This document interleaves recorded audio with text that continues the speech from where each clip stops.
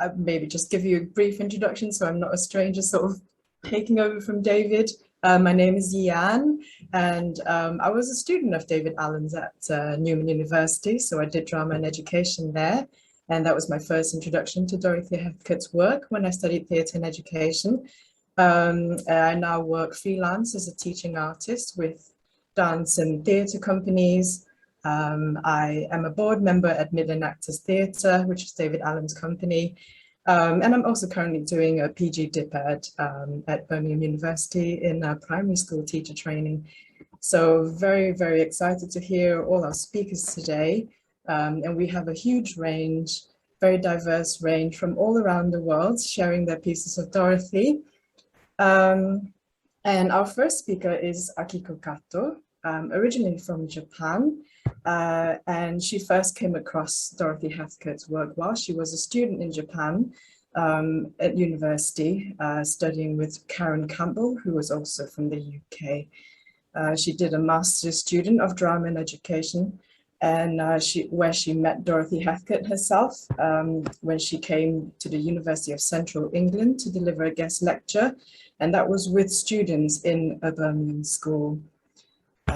While she was doing her master's thesis, she also spent some time living with Dorothy Heathcote in Newcastle upon Tyne, and she later went back to Japan and taught in high school and college. And now she teaches in private special education school for students with autism, and that's in the States. So we have a very intrepid global explorer, collecting all the pieces of Dorothy around the world, and we're really honored to hear her story today. So over to you, Akiko, if you can hear me. I'm going to unmute myself so that you can start your presentation. Thank you very much. I am Akiko Kato, now in Eugene, Oregon, USA. I feel very honored to be given this opportunity to talk about Dorothy's memories.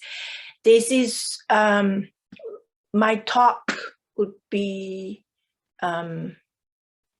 more personal than professional. I think I don't really teach drama at school or anywhere and directly as drama as a class or anything like that. Could you go to the next slide, please? So as YiAnn introduced me, my first encounter of Dorothy's work was when I was an undergraduate. I don't particularly remember what it was exactly what it was about, but Karen Campbell, my teacher at that time, had experience with Dorothy Heathcote's work in England. So she introduced me to Dorothy's work. And then I was a student in University of Central England, and I got to see Dorothy's actual teaching in schools in Birmingham at that time. And then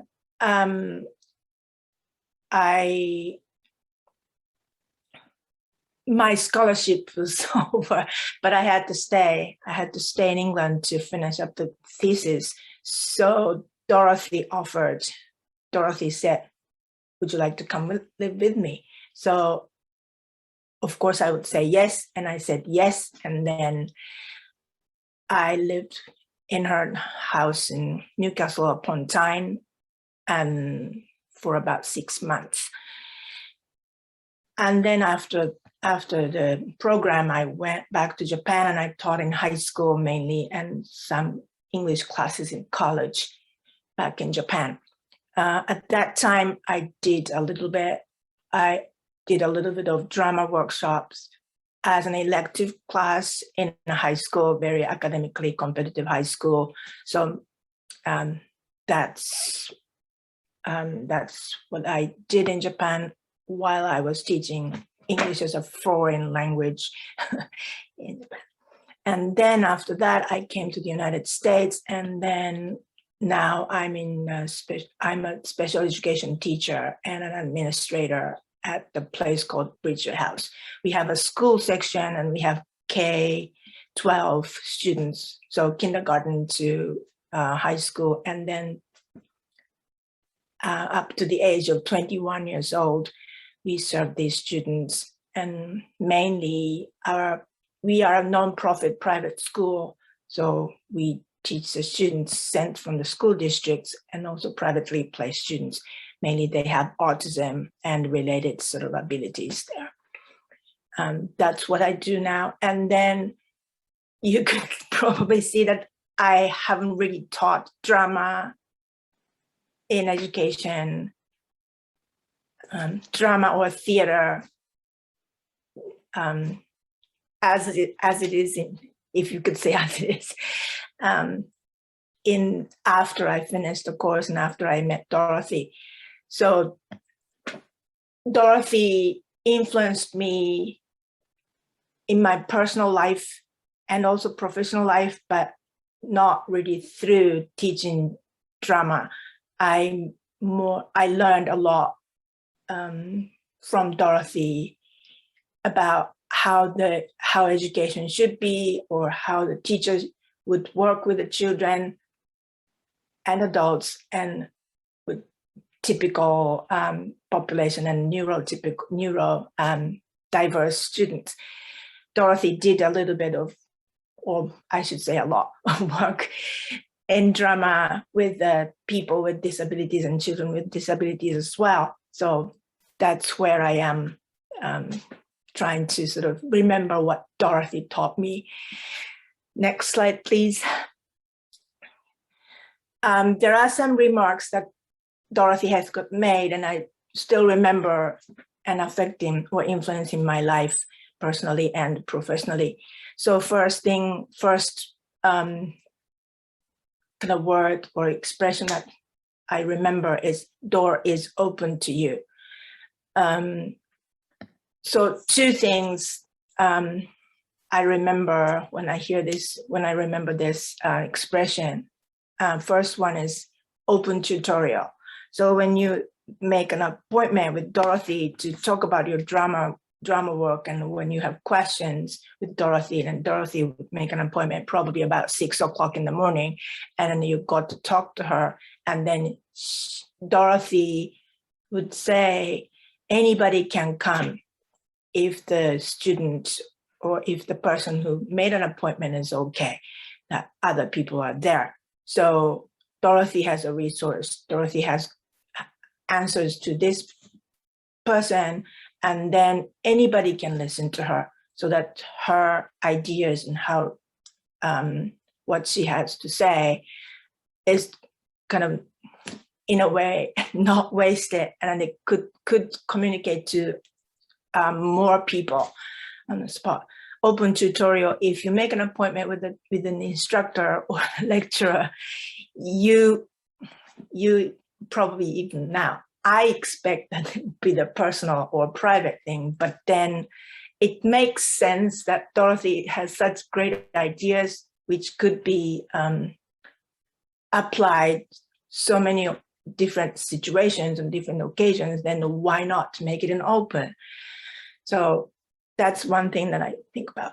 Also, as I experience, and she is extremely generous, and she had a lot of guests living with her for a while, or just visit 1 night or 2 nights, or just for a few hours.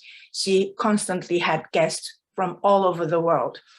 I met some people, 2 or 3 people from like Sweden and Denmark and Pakistan, and when I was there with her. So we all learned so much from her in her house too. And then you would think, I thought that I should pay back to her because she gave me so much. But then Dorothy always said, give it back to the people, younger people later in your life. You don't have to give it back to me now. You don't have to repay me now. You can just invest, or what you learn from me or what you got from me, you give it back to the people who are living younger than you are, and then have future. And that remark also stays with me.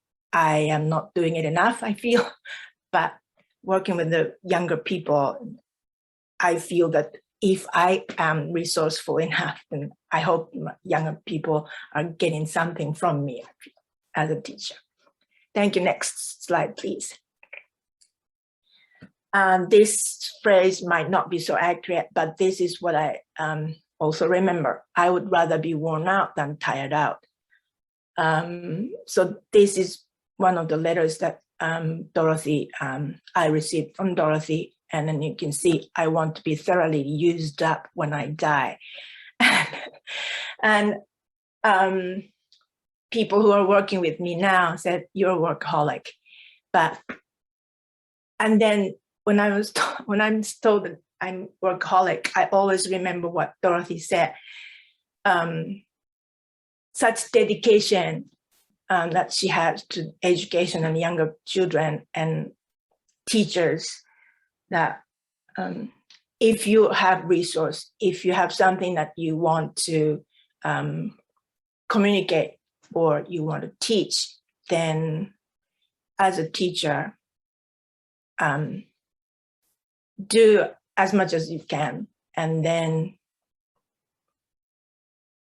try not to think about how I say, and not tired out. Just work as much as you can, and then dedicate yourself to the education, and then don't be tired of it. It's very hard to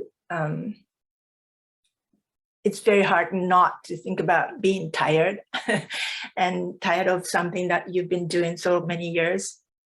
But it is true that as a teacher is very good, I think.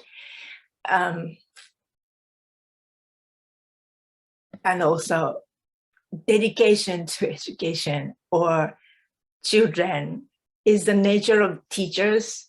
So I think, I hope that everybody feels that way, not being forced, but this is what we do. Could you go to the next slide, please? And so this is what Dorothy did a lot. If you write a letter to her, and then she often wrote in your original letter and write answers or comments or something she wants to say, and then send that original letter back to you. And it's like when we do email, you do quotes and then put short comments or answers to these questions that you see in the original email message and send it back to the sender.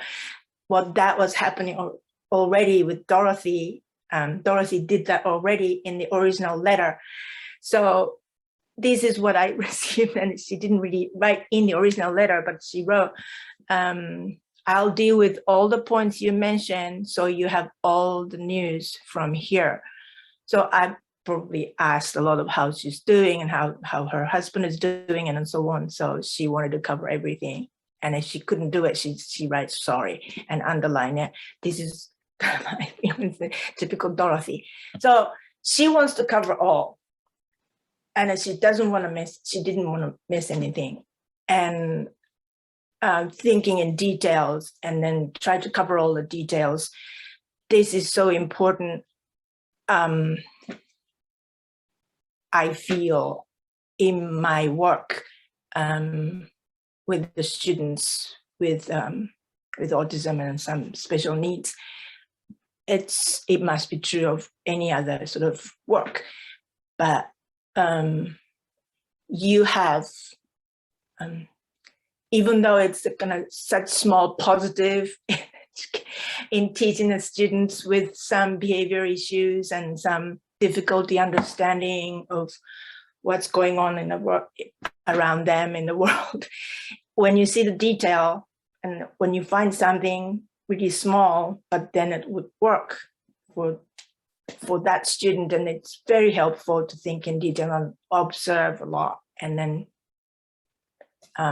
choose the moment, and then you can think about how to support the student best. So this is another expression that I often remember myself from Dorothy's remarks. Next slide, please. And also, this is the expression I really remember, and I still use in my email to ask other teachers and so on, and with the students sometimes, is I wonder whether. So when Dorothy started to say, I wonder whether, and I feel, I have to think.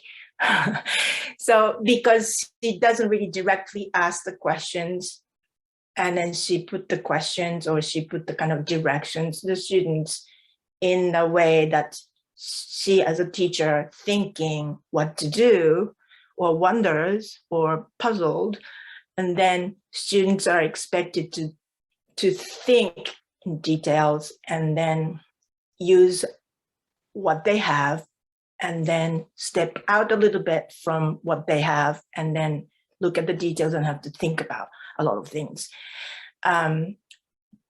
You can't really do it if you don't really believe in the children's potential.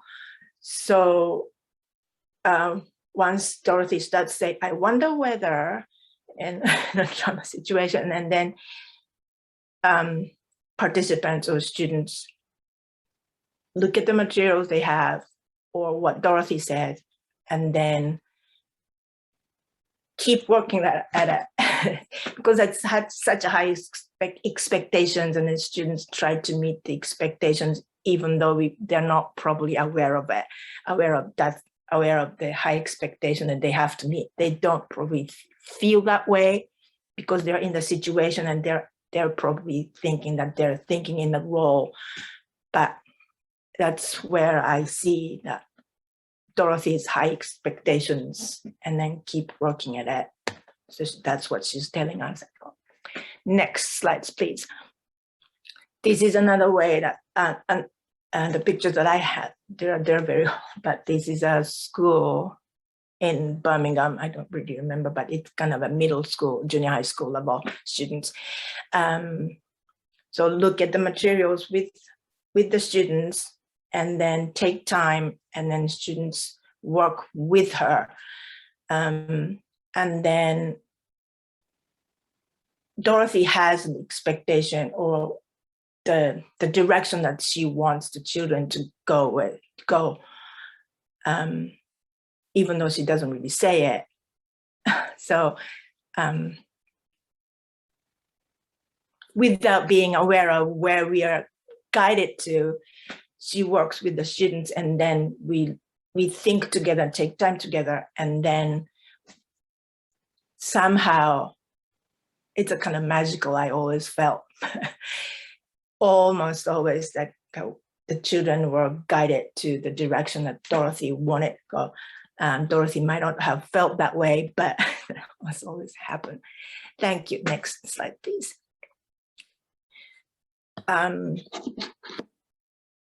YiAnn, how am I doing with the time? I'm not really sure.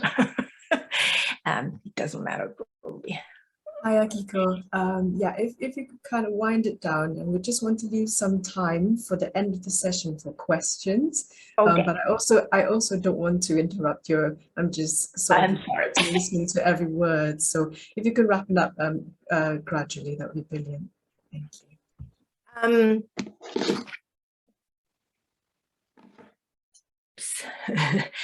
So dilemma and adaptation in professional life. So as a teacher, it might be true, it must be true in Japan, in England too, in UK too, or all over the world. So Japan, rigid and conformity is so important. And then Dorothy's work and the drama works a lot about creativity. So what are we gonna do? It's always kind of dilemma. And then I was teaching English as a foreign language. So drama was not really in the curriculum, of course not. So how am I going to do it? So I did teach drama and theater workshops as an elective class in high school occasionally. Always the rigidity and conformity, and then you try to introduce some innovative new methods into the classroom, then it's always a problem. And so that was when I had a hard time in Japan. Sorry, next slide, please. I'm now here because I'm a special education teacher and administrator. It's a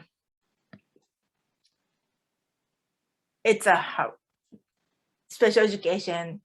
You might feel the same way, that data, and everything has to have goals and trying to meet the goals, and the goals have to be measurable and observable. So it has to be an 85%, and you have to be able to calculate the accuracy rate and so on. So you always do direct instruction and errorless teaching, we call it, and guide the students to the accuracy always. That's how I feel.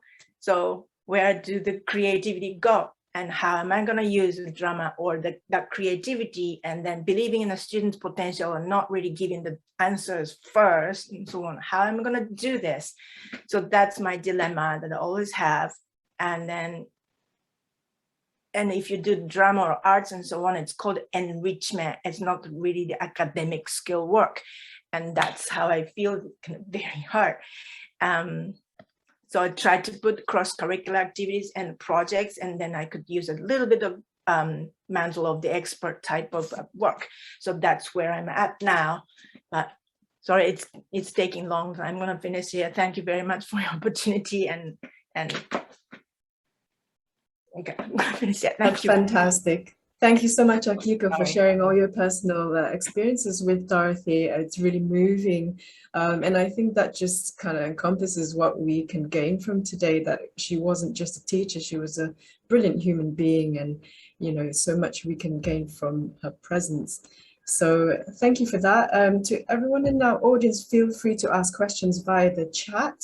We will monitor the questions and compile them and save them for the end of the session, after all the three speakers have spoken, and then we will offer the questions to all our three speakers, so they can discuss it amongst themselves, or to choose who wants to answer. So we'll move swiftly on to our next speaker.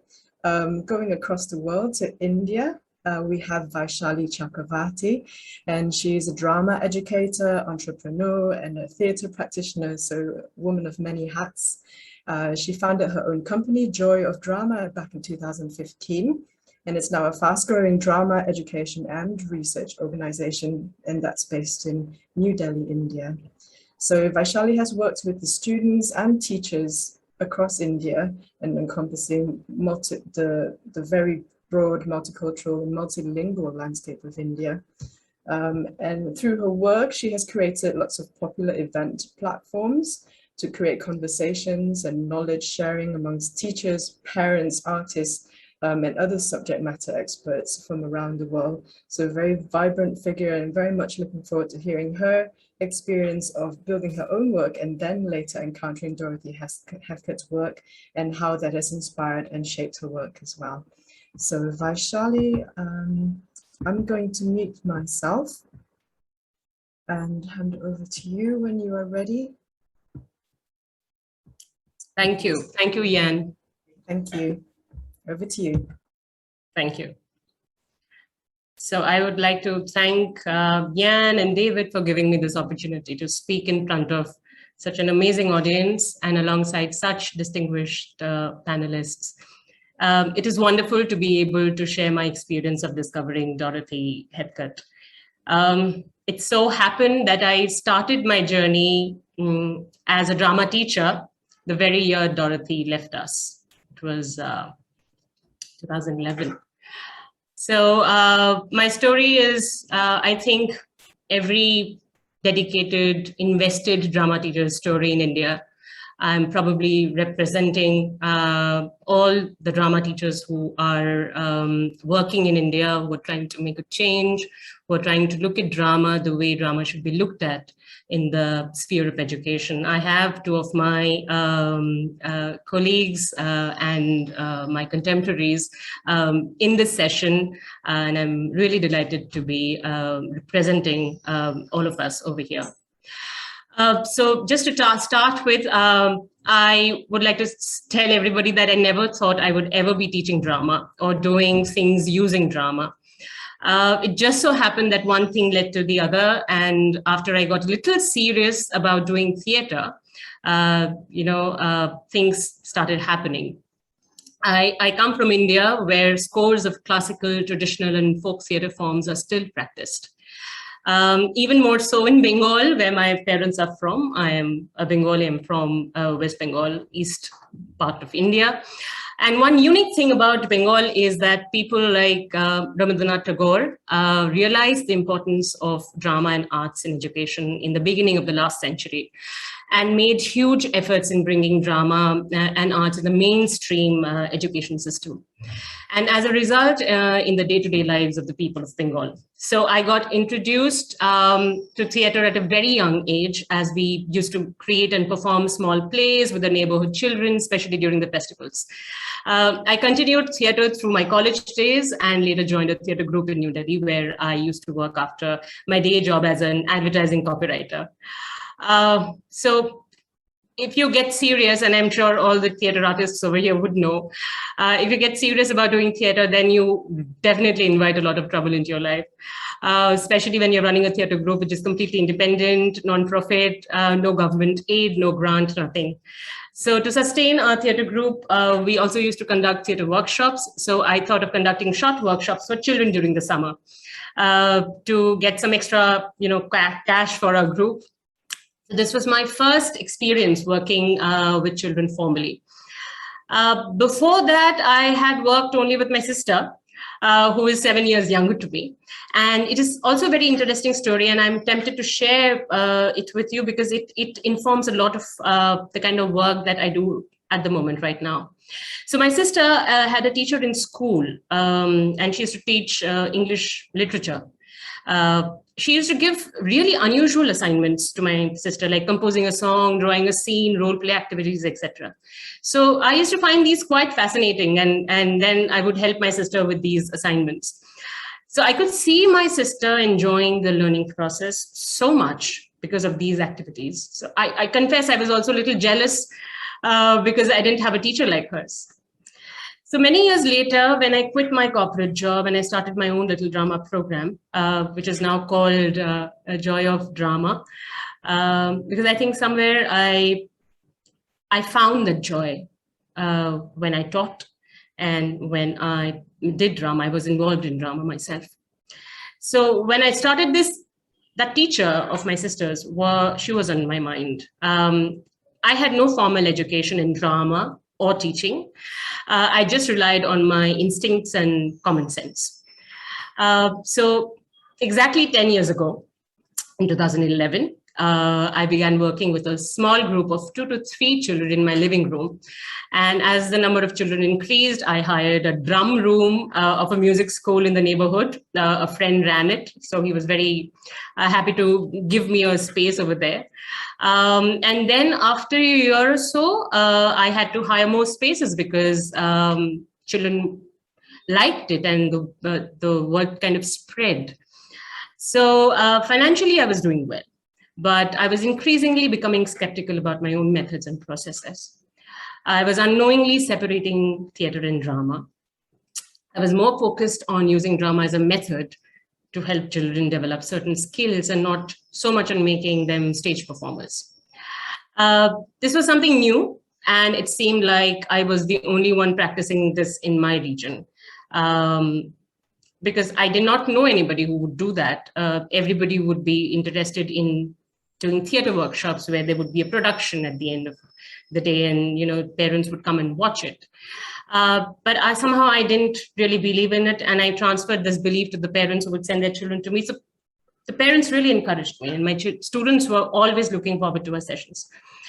But still, I was not convinced. Maybe it was because I was not a trained teacher, and I was looking for validation.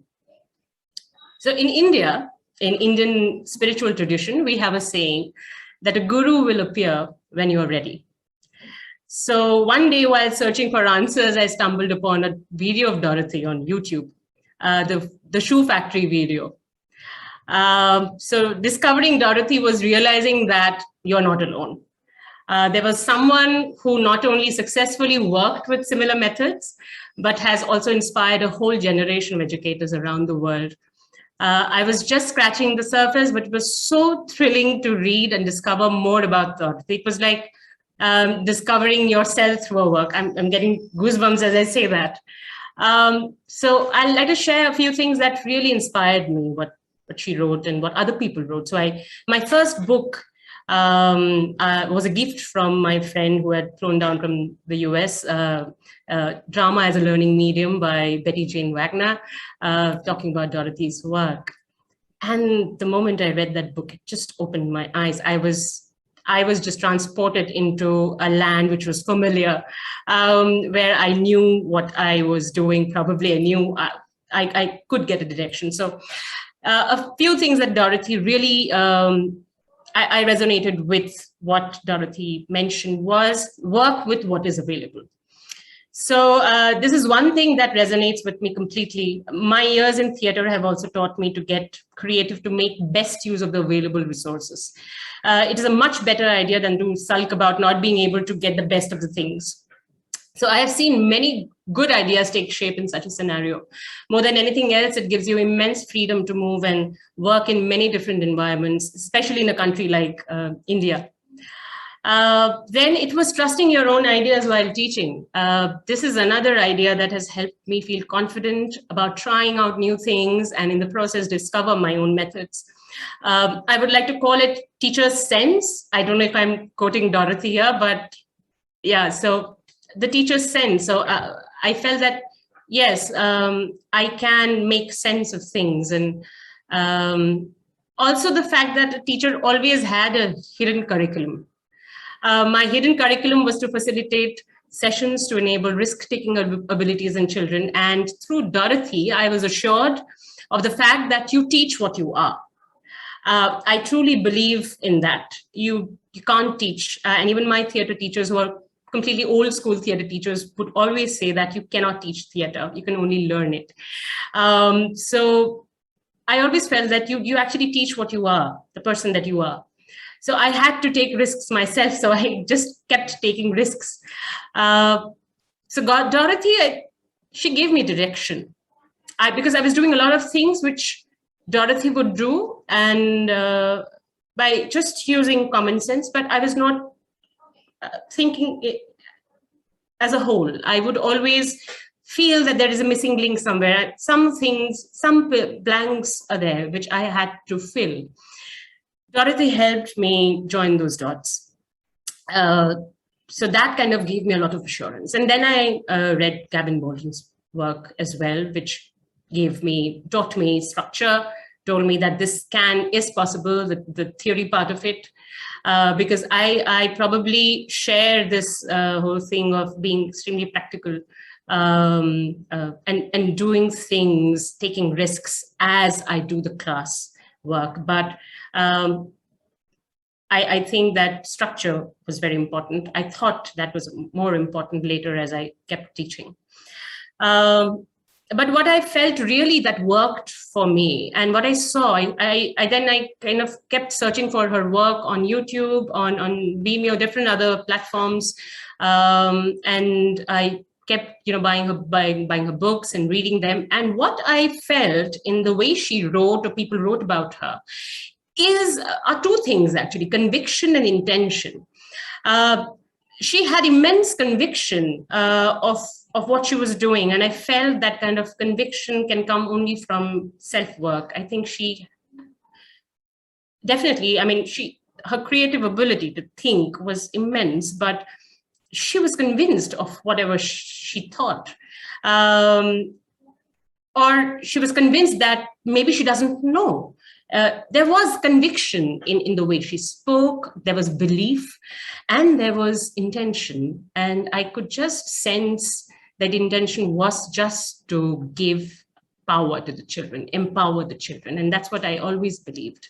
Just like Akiko said, that, believing in the child's potential. I draw from that actually. And what I say is never doubt a child. So I stopped doubting any child, and I believed the child's potential, and I kept raising the expectations, I think, for myself as a facilitator, and that helped a lot. I would tread into waters, uncharted territories, and I would find my light. Because somewhere I felt that, I have to have that belief in myself if I want to create that belief in my children, in my students. So I kept doing this, and soon I had some of my adult students wanting to join me to assist. That kind of gave me a little, a nudge that, okay, Vaishali, now you have to maybe structure it. Because how are you going to teach others if you don't, have a structure in your mind? That's when I started reading Bolton, and I read Cecily's work, and then I also read Pamela Bowell's work. I bought all the books that were there for under drama in education. So it was Mantle of the Expert, and then I read a lot of process drama. I read Structuring Jonathan Nealon's book, Structuring Drama Work. So books were my teachers. So I learned through books. So when my students wanted to assist me, most of them had never seen process work, and they were they were fascinated. And what fascinated them more is that in this country, where spectacles and grand shows are what parents wanted out of drama programs, what I presented them with was a bare stage, homemade costumes, no makeup, minimal props, and self-made dialogues, which children would forget on stage on the day of the show, and then improvise on stage. But then I would get them on stage, and I would talk to the children after the performance on stage in front of the audience and break the fourth wall. And I'm personally extremely inspired by Brecht's work. In my theater, I did a lot of Brechtian work. So I felt that, when the children came onto stage and they owned up to their, so-called mistakes. And they said, oh, ma'am, I forgot this or forgot that. And then I had to improvise. He forgot it, so I had to take his part, or whatever. I mean, whatever they were engaged. And parents loved it because they could see the sense of ownership in the children. I was also a consultant with Trinity College London Drama Assessments Board in India. And I got the opportunity to travel to schools across India and spread the word of drama and its ability to empower children and teachers both. Apart from that, I started teacher training workshops where we would try out Dorothy's ideas, especially the Mantle of the Expert. And slowly I sensed that I was beginning to create a system where process would lead to product. I'm sure many did. But this is something that I was in discovery, say, for my own self. And I'm still in the process of developing this system. And every year we experiment, trust our ideas, upskill ourselves as facilitators, and grow. Platforms like Mantle Work, MOE, D4LC by Patrice Baldwin, Commission Model Group led by David Allen on Facebook, National Drama Workshops, International Schools Theatre Association, all these workshops, they really help me and inform my work every day. So somewhere I feel perhaps one day I will be able to give shape to my ideas and the process, and in the process take Dorothy's work ahead in some little way. It is the duty of a student, according to us, in our system, in our culture, that it is a duty of a student to develop her guru's work and create more knowledge. So I think the greatest blessing is that Dorothy asked us to believe and share, and I'm sticking to that. We face a lot of restrictions at different levels. Many times when everything is going according to the lesson plan, something goes wrong, a child drops out, a space restriction comes in. But since the essence of life is to adapt, we do that, but consciously without panicking. So for me, drama teaches us how to live. And when I train my teachers, I first start with their lives, their energies, their approach to learning, and their ideas of responsibility.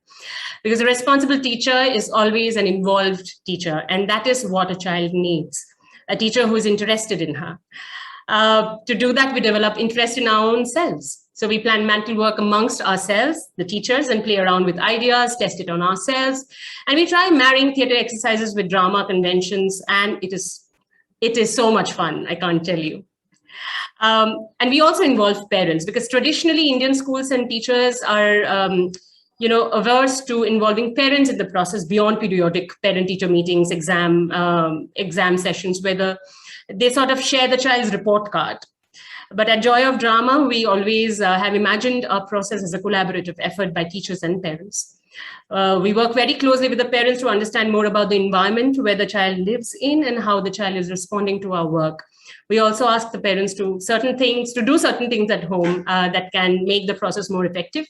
We are interested in our parents too. So we have had parents come and share their experiences as children and tell us how they wished they had a drama program when they were growing up. So we are just like a community. To conclude, according to what I've observed, drama is the only way we can learn or teach. Like how engineers learn by creating models or doctors learn by operating on corpses. Look how, kittens learn how to hunt and fight. It is only through what if and here and now. So similarly, if a teacher today begins to work instinctively, she will at some point discover Dorothy, because it is only natural to discover her. Thank you. Thank you so much, Vaishali. Wow, I could have listened to you all day. Really inspiring to hear about, the sense of freedom that you found in being resourceful and trusting yourself, your own instinct, your voice, and just bringing your presence and your courage in the face of the unknown in the creative process. And really, I can tell that your parents, your teachers can, your students, your pupils can all kind of get a lot from that. So what a gem. Thank you so much. So we're going to move on to our final speaker of this session. This is Dr. Zeki Ozan. He is coming from Ankara, Turkey. So we are hopping over to the other side of the world again. So he works at Ankara University in the Faculty of Educational Sciences and is also the General Secretary of Contemporary Drama Association in Turkey. And also an elected officer in IDEA as Director of Research, so lots of hats as well. He did his master's thesis back in 2011. He did that on Dorothy Heathcote's drama approach. Since then, he has continued to work with children, adults, and university students around drama and Dorothy Heathcote's approach to drama. So he later went back to do his PhD in 2018. And his dissertation was on the commission model, so Dorothy Heathcote's commission model. And in his dissertation, he was looking at developing real-life relationship skills amongst teacher trainees, so those training to be teachers in university. So if you can hear me, Dr. Zeki, I'm going to mute myself and hand over to you. Thank you. Thank you, YiAnn. And thank you all the participants, and thank you, David. And thank you all the other speakers and the attendees, of course. I'm going to talk about my personal journey actually today, and please forgive my English because it's not my mother tongue, but I will try my best. Today I'm going to talk about my journey with Dorothy. She came to Turkey twice. I went to England to visit her for my master thesis, and we did kind of report and interview with her. And after that, I wrote my master thesis and also my PhD. And I kept going with my work about Dorothy, which was my pleasure. And it's such a good organization. Thank you very much again. It's really, really nice to hear Dorothy's voices and echoes from all over the world. And I'm going to present a kind of presentation and to try to show the time being in different situations and different, let's say, times. What did Dorothy influence? How did Dorothy influence me, and what she did? and what I did after I met with her. So I met Dorothy in her house, and actually before that she came to Ankara, and after that we invited her to Ankara again to work with secondary children, secondary part of children. And after that I went to England and I tried to do my master and PhD thesis about her work. My first work about Dorothy Heathcote's approachment was about her approachments altogether, like man in a mess, mental of the expert, rolling role, and also commission model, because it wasn't really clarified in Turkey enough. So I tried to make it clear with my master thesis. And in my PhD thesis, I tried to do kind of implement out of her work on the theme of commission model. I will show some photos from her visits, from my visits, and also from my works, and hope it will help to us to talk and to question about to question deep in different areas, let's say. So I met Dorothy in her house, and which was really lovely.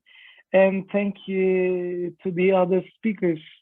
Actually, it was really nice to see different parts of Dorothy, how she influenced to the others. And this photo is taken by me, actually. I'm just across of her, let's say. And it was glass house, and we did some meetings and interviews, and the lovely YiAnn, her daughter, told me before our visit, before my visit, and YiAnn told me that I can't remember. She said that it was nearly the end of her life. Before I go to England, YiAnn told me that please watch my mother. And if she feels really tired, because she's getting really a lot of medicine, if she feels really tired, please stop the interview and please stop to talking. But I'm going to talk about her Turkey visit and also my England visit. She was really, really powerful. And I never felt that she felt kind of weak or she was tired, because this photo is from our after our interview. Let's say we did kind of an interview until day, and it went really, let's say, for 6 or 7 hours. And after that 7 hours, she still has the energy to water the plants. That's what Dorothy is, actually. I felt the same thing in my visit, because she was really, really powerful, and she influenced me a lot with her works. So I'm going to talk, as I said, I'm going to talk about my personal journey. My first meeting with Dorothy was in 2008 in Ankara. It was our International Drama Congress. I'm a General Secretary of a National Drama Association in Turkey. And I have been working in board member in different times. And I was also board member in 2008. She came to Ankara for our International Congress. She worked with drama educators, actually, because we were thinking about her workshop, and we weren't really enough sure about how she's going to work at the beginning, of course. And then we decided to open her workshop to our drama educators. But what happened, I will tell a little bit more afterwards. What happened was, of course, we really influenced by her energy. She did a workshop about mental of the expert. It was really powerful, and you see the participants was not just the educators of drama. They were from different areas. This man, for instance, he's a professor in mathematics, and he's working in ministry, and different parts of areas came together for Dorothy Heathcote's workshop. At the beginning, we were thinking to open or to announce a workshop to her for 30 participants. So everybody would find the opportunity to be in her workshop. But as you imagine, lots of people wanted to be in her workshop. So more than 90 people applied to her workshop. So we asked to Dorothy Heathcote, what shall we do? Because we opened the applications. We were thinking to have 30 applicants or participants for your workshop, but more than 90 people already want to participate in your workshop. And she said, what we can do is, we can divide my workshop to 3. The first 30 people come to the first session for 6 hours. They can start.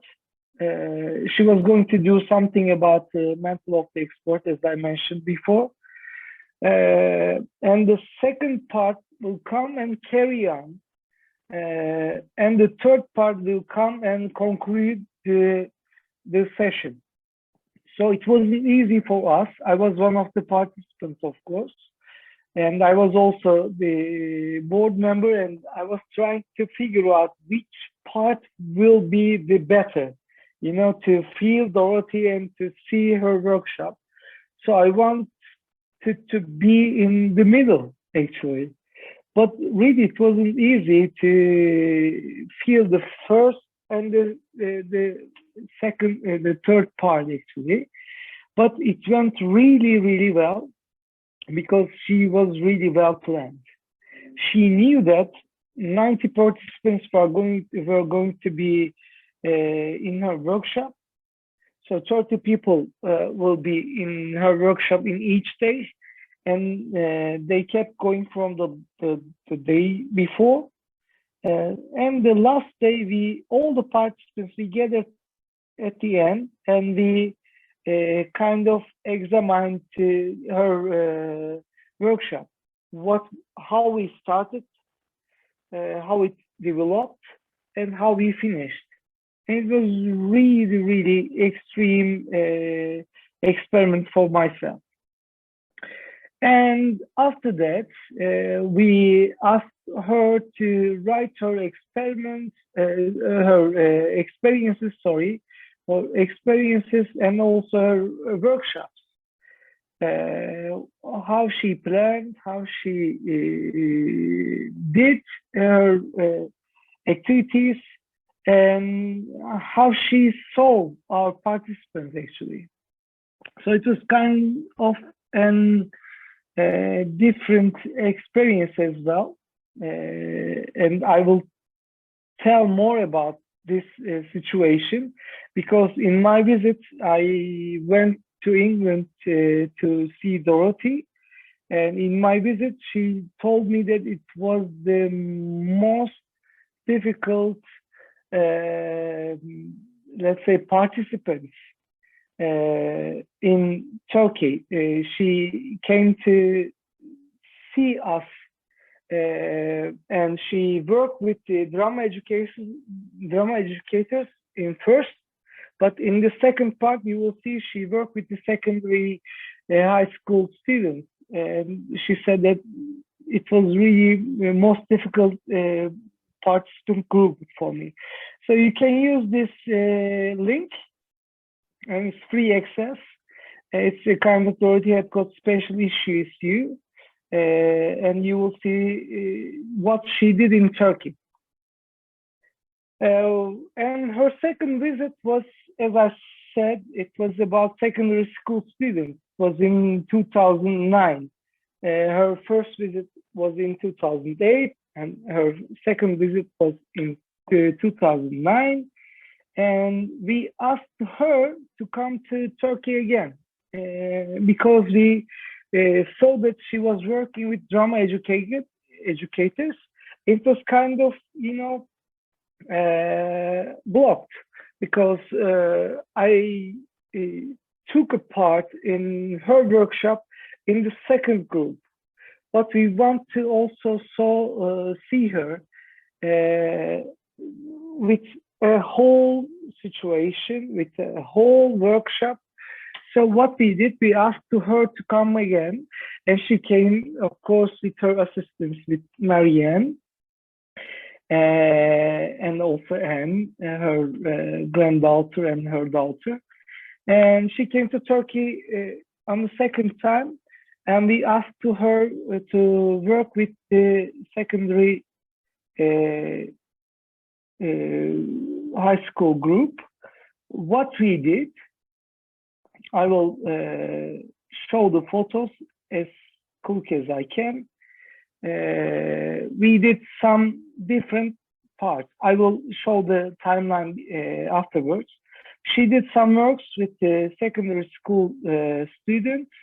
You see the parts of the photos from the workshop, and I will go through to my personal timeline, let's say. She came to Ankara in 2008, and after that we invited her in 2009 to our, we were working with her as a drama educator. She worked and she used her approachments, a method of the experts in the main focus with secondary school students. I went to visit her in 2010 to England, and I also tried to do something about her approachments. So when it comes to my personal life about Dorothy, I went to see Dorothy to work about my master thesis in 2010. So it was really quite good interaction with her. In 2010, I went to see her.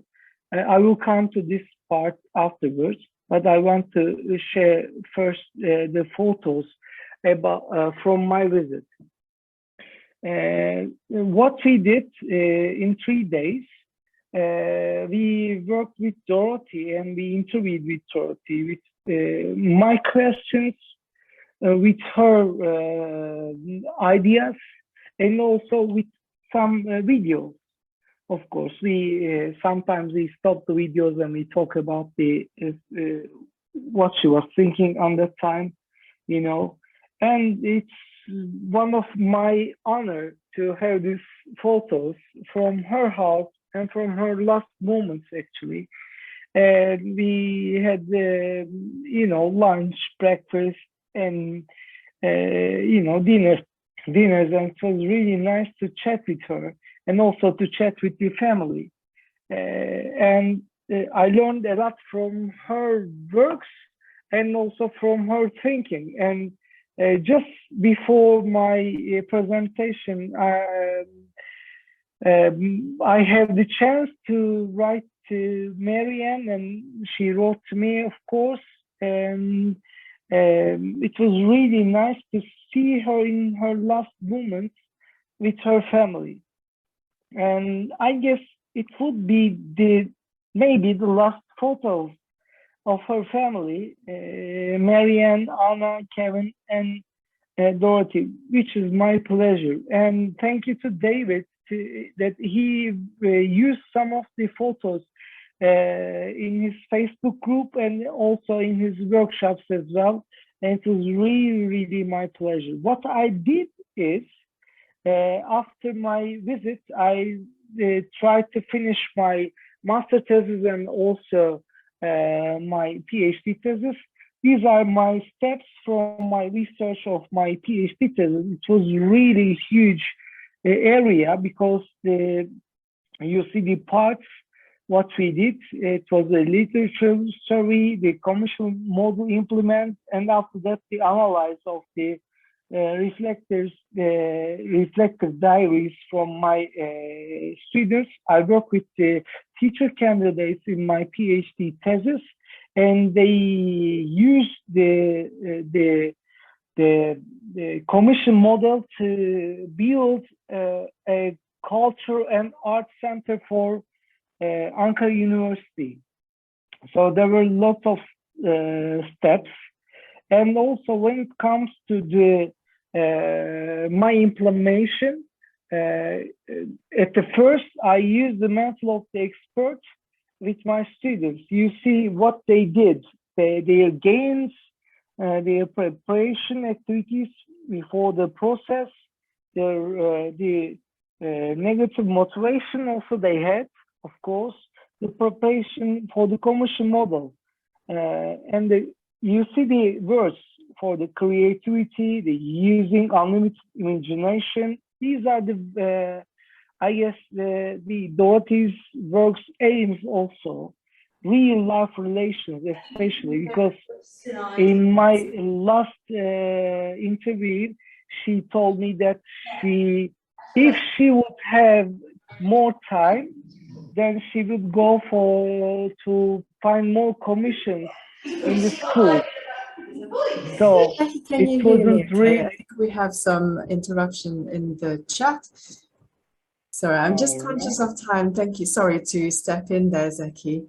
I'm just conscious of time that we're not eating into the break for the conference. Is David back?